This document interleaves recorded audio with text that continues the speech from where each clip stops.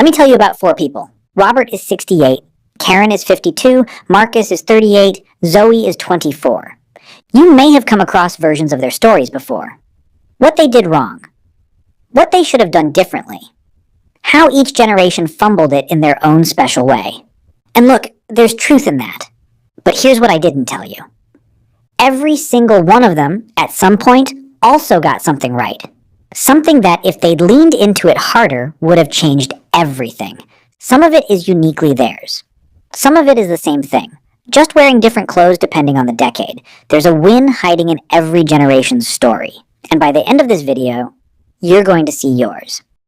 Before we get into each of them, I want to say something clearly, because I think it matters.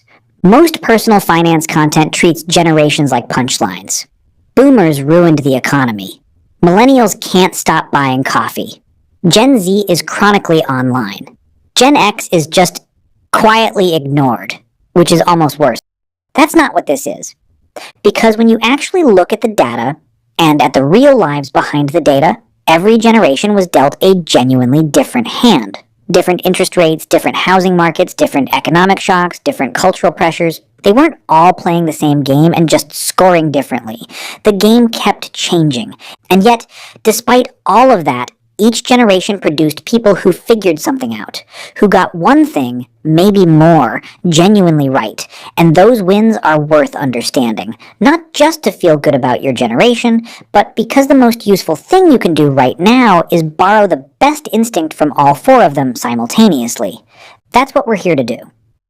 Robert is 68, and he's a boomer. And boomers get a lot of grief. But stay with me. Robert bought a house in 1983.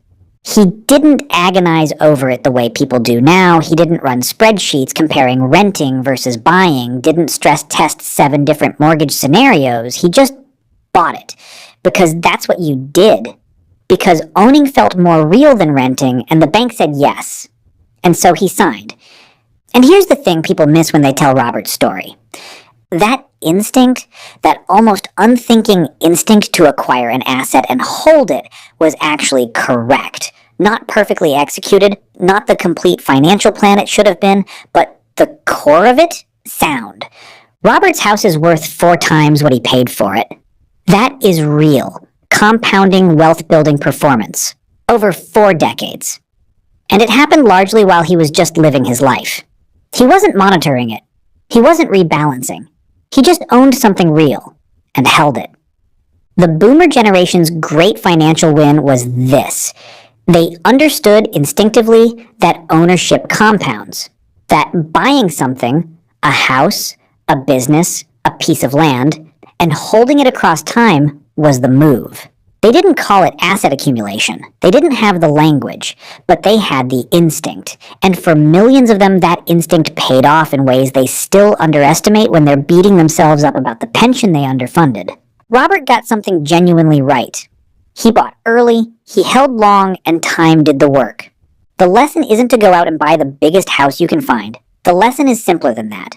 Boomers understood that owning beats renting in assets, in businesses, in wealth, and that patience across decades is its own kind of strategy.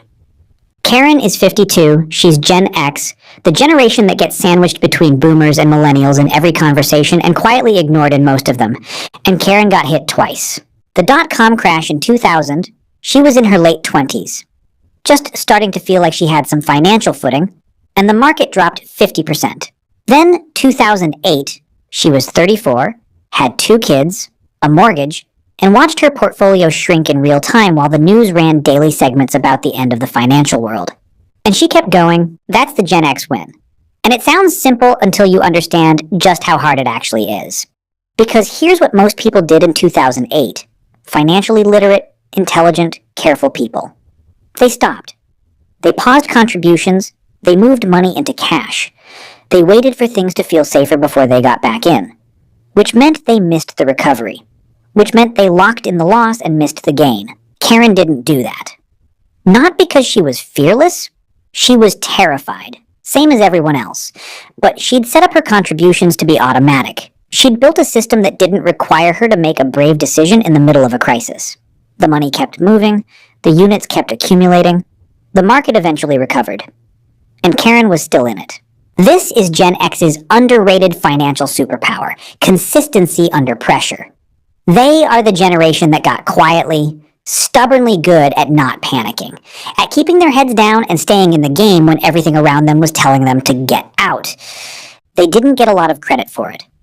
Gen X rarely gets credit for anything, but that discipline, that almost boring refusal to react, is one of the most genuinely valuable financial behaviors that exists. The lesson from Karen isn't to be fearless with your money, it's to build systems that make bravery unnecessary.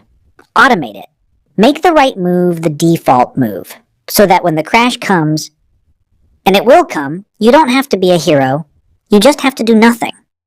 Marcus is 38. He's a millennial, and yes, the avocado toast jokes exist. We're all aware, let's move on.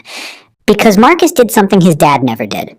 When Marcus started investing in his early 30s, later than he should have, he didn't walk into a bank and let someone put him into an actively managed fund with a 1.5% annual fee and a glossy brochure full of promises.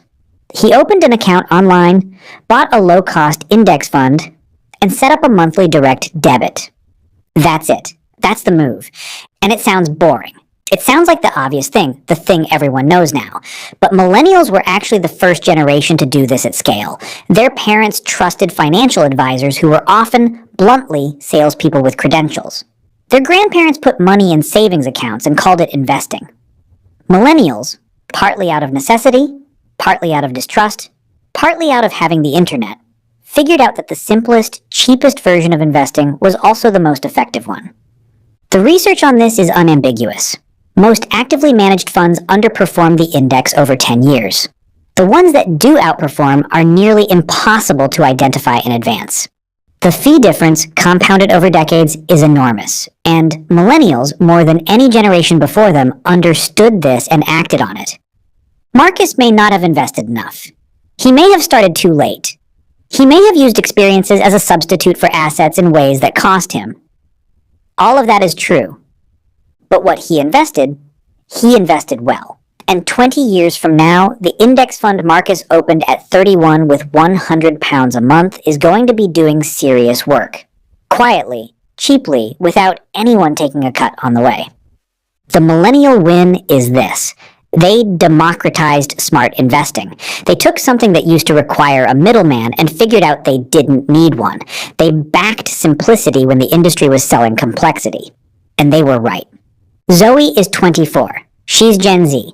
And Gen Z gets talked about in two completely opposite ways, both of which miss the point.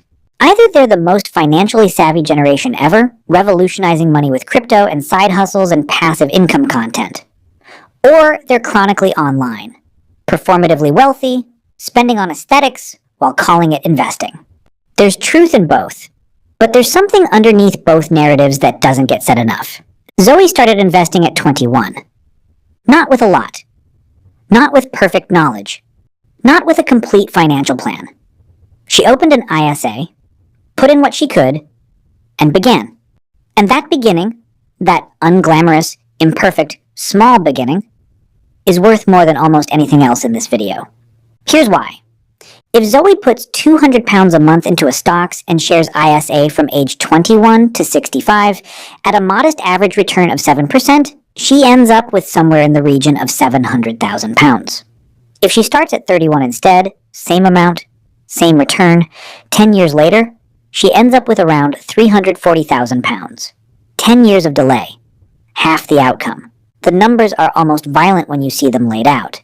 Gen Z's win isn't knowledge, though they have more of it than any previous generation at their age. It isn't the side hustle or the crypto or the content. The win is simply this. They started, earlier than millennials started, earlier than Gen X started, earlier than boomers even thought to start. Time in the market is the most powerful financial force that exists. And Gen Z, whatever else you say about them, is buying more of it than any generation before them. Zoe is 24. She has 40 years of compounding ahead of her. That is the win, and she should understand, really understand, just how significant that is. 4 generations, 4 completely different financial realities, 4 completely different wins. And yet, when you lay them side by side, something emerges. Robert bought an asset and held it. Karen kept investing when everything told her to stop. Marcus backed simplicity over complexity and cut out the middleman. Zoe started before she was ready, before she had everything figured out, before the numbers felt significant enough to matter. Different decisions, different decades, different circumstances. But underneath all of them, the same instinct. At some point, each of them did something real, instead of something that just looked real. They made a move, sometimes just one, sometimes small, sometimes almost accidental, that was oriented toward actual building rather than the appearance of building. They put something in motion and let time do its work. That's the thread. And it's the same thread that runs through every generation that got it right. The form changes. Property, pensions, index funds, ISAs. But the instinct underneath is always the same. Get something real. Start before it feels significant. Keep going when it's uncomfortable. Let it compound. The trap is prioritizing the signal of wealth over the substance of it. The win, the quiet, unglamorous, works every time win, is doing it the other way around. So here's what I want you to take from this. You don't have to be a boomer to have Robert's instinct for ownership. You don't have to be Gen X to build Karen's systems for consistency. You don't have to be a millennial to apply Marcus's clarity about cost and simplicity. And you don't have to be 24 to start earlier than you have been. The best financial move available to you right now is to borrow the win from all four of them. Own something real. Automate it. Keep it simple and cheap. And start, or restart, before you feel ready. Robert, Karen, Marcus, Zoe, none of them got it completely right.